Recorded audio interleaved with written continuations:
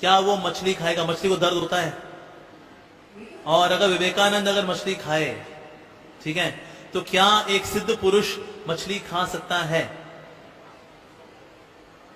क्या सिद्ध पुरुष फाफा फाफा कर सकता है? नहीं कर सकता है। ऐसा व्यक्ति मेरे सामने खड़े होंगे, मैं उनको नमन करूंगा कि आप शिकागो गए, आपने हिंदुत्व को लेकर अच्छा स्पीच दिया, thank you my dear brothers and sisters, nice.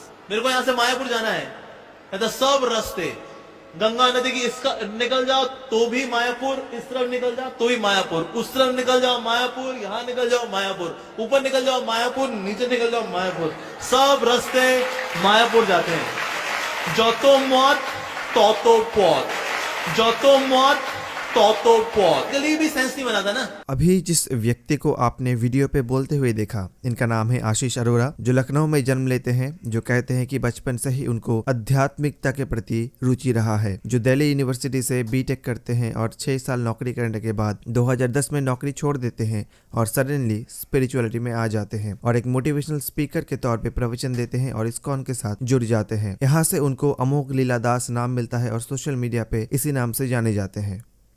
नमस्कार दोस्तों, स्वागत है आपका हमारे YouTube channel the Saptang yoga institute में। इस वीडियो में भारतवर्ष के गौरव यूथ आइकन स्वामी विवेकानंद जी और उनके गुरु श्री रामकृष्ण परमहंस जी के बारे में जो भी कुछ कहा गया है वो कितना सच है और कितना झूठ, ये जानने के लिए हमारे साथ पूरे वीडियो में बने रहे।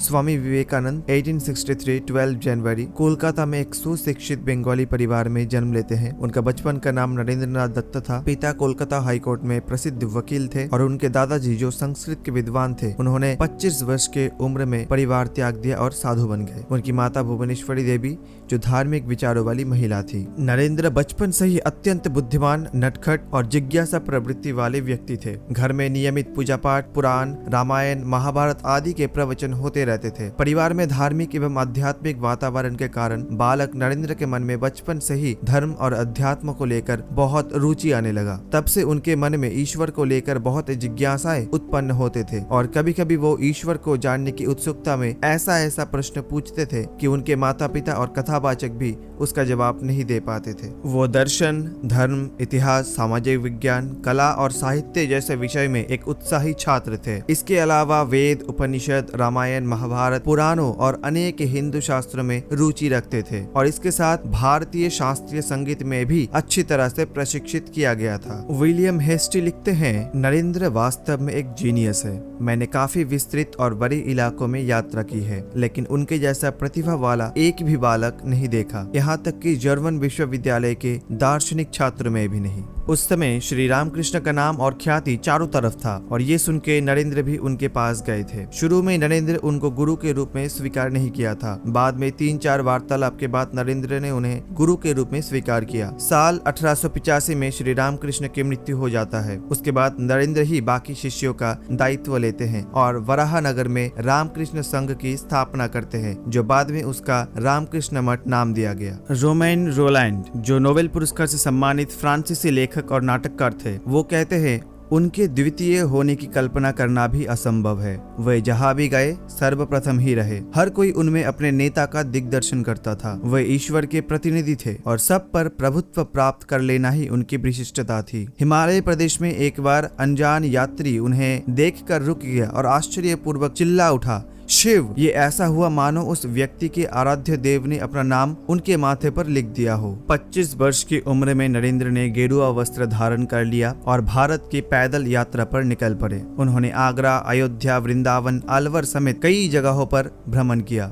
23 दिसंबर 1892 स्वामी विवेकानंद कन्याकुमारी में 3 दिन तक गहरे समाधि में थे। गुरु रविंद्रनाथ टैगोर ने भी एक बार कहा था, यदि आप भारत को जानना चाहते हैं तो विवेकानंद को पढ़िए, उनमें आप सब कुछ सकारात्मक ही पाएंगे, नकारात्मक कुछ भी नहीं। नेताजी सुभाष चंद्र बोस ने उन्हें मेकर ऑफ मॉडर्न इंडिया कहा है। 31 मई 1893 नरेंद्र जब बॉम्बे से शिकागो के लिए जाने वाले थे, तब खेत्री की राजा अजीत सिंह ने उन्हें विवेकानंद नाम दिया था। इस बात का उल्लेख फेमस फ्रांसिस लेखक रोमन रोलैंड ने अपने किताब the life of Vivekananda and the universal gospel में भी जिक्र किया है।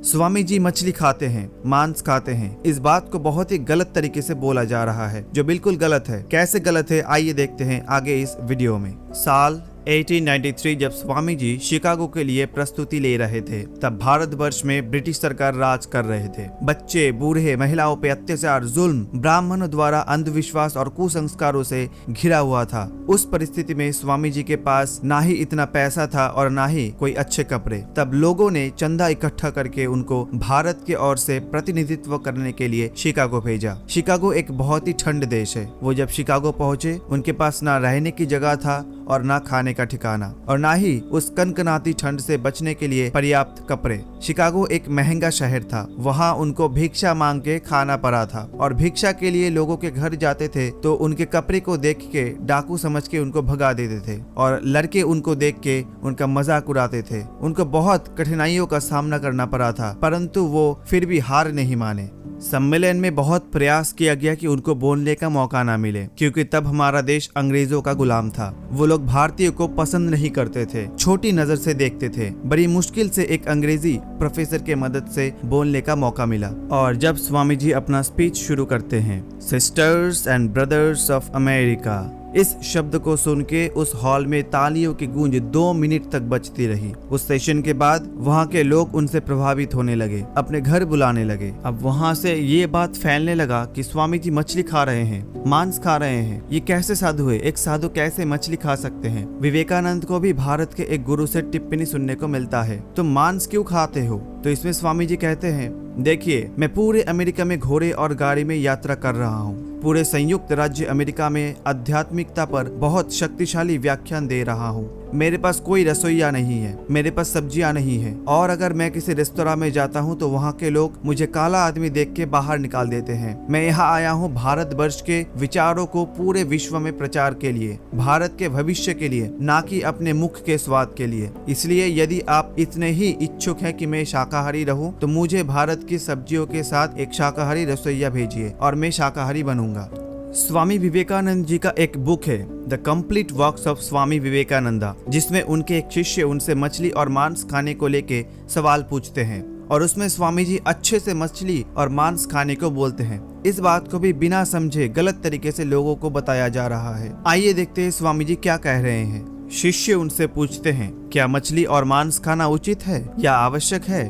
स्वामी जी जवाब देते हैं, हाँ बिल्कुल मेरे बच्चे, और अगर ऐसा करने से कोई नुकसान होगा तो मैं उसका ध्यान रखूंगा। हमारे देश की जनता को देखो, उनके चेहरे पर कितनी उदासी है और उनके दिलों में साहस और उत्साह की कमी है। उनका पेट बड़ा है और उनके हाथों और पैरों में कोई ताकत नहीं है। कायरों का एक समूह जो हर छोटी सी बात पर भयभीत हो जाता है।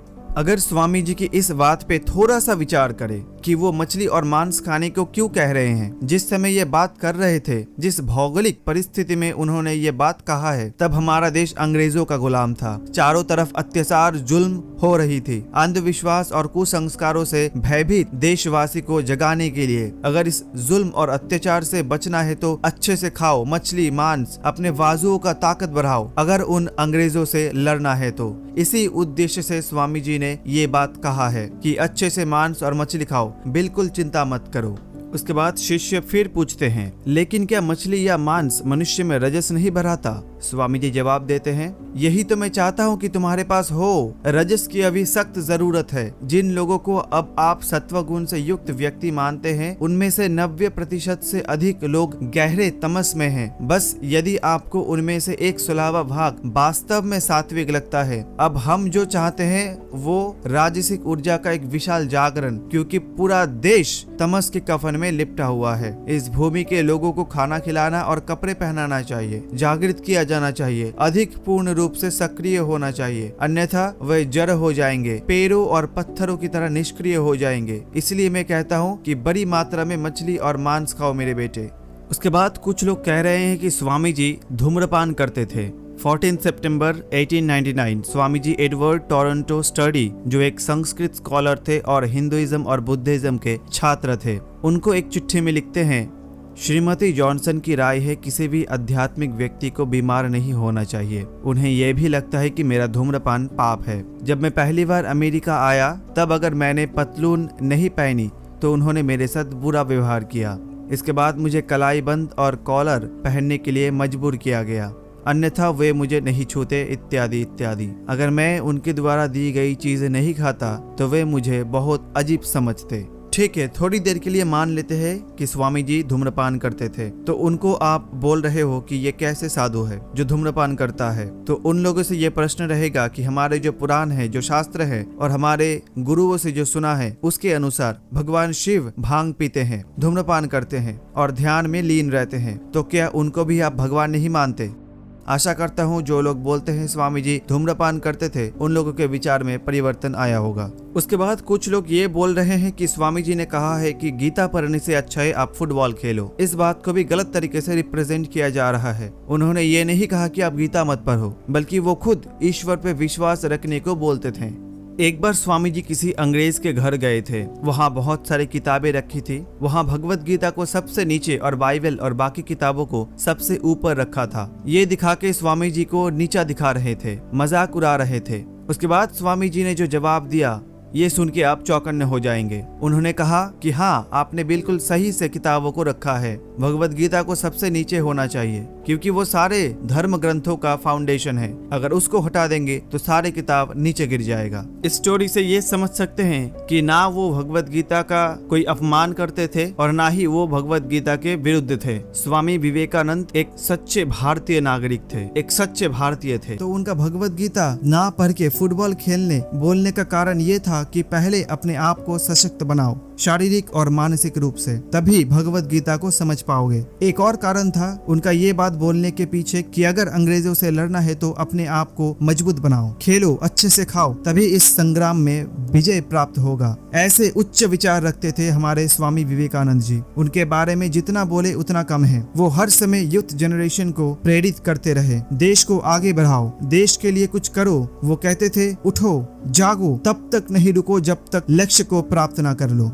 आइए अब थोड़ा देख लेते हैं स्वामी विवेकानंद जी के गुरु श्री रामकृष्ण जी का जो मत था, जतो मौत ततो पौत। इसका मतलब यह बिल्कुल भी नहीं है कि दायां जाएंगे तो मायापुर, बायां जाएंगे मायापुर, सीधा मायापुर, ऊपर मायापुर, नीचे जाएंगे मायापुर। इसका मतलब यह है कि कोई भी धर्म के रास्ते पे चल के उस परम ब्रह्म को पा सकते हैं। इसे एक उदाहरण से समझते हैं। योग का लक्ष्य है मोक्ष, लेकिन इसके रास्ते बहुत सारे हैं। कर्म योग, ज्ञान योग, राजयोग, भक्ति योग इत्यादि। इनमें से कोई भी रास्ता पकड़ के उस परम पिता को पा सकते हैं। आज के लिए इतना ही। अगर आप हमारे बात से सहमत हैं तो इस वीडियो को लाइक करें, कमेंट करें और अपने दोस्तों से ज्यादा शेयर करें, क्योंकि स्वामी जी को लेकर बहुत ज्यादा गलत प्रचार किया जा रहा है। हरिओम।